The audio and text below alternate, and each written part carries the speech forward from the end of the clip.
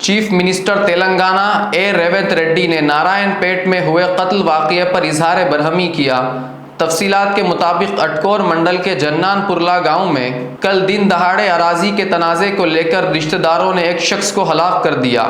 علاوہ ازیں ریونت ریڈی نے کہا کہ نہ صرف قاتلوں کے خلاف بلکہ پولیس عہدیداروں کے خلاف بھی سخت کارروائی کی جائے گی اگر انہوں نے لا اینڈ آرڈر کی حفاظت میں کوتاہی برتی ہو۔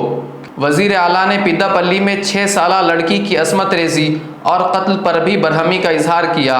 انہوں نے پولیس اہلکاروں کو ہدایت دی کہ وہ ملزم کے خلاف پوکسو ایکٹ کے تحت کیس درج کرے۔ وزیر موصوف نے متاثرین کے خاندان کو انصاف دلانے کا تیقن بھی دیا۔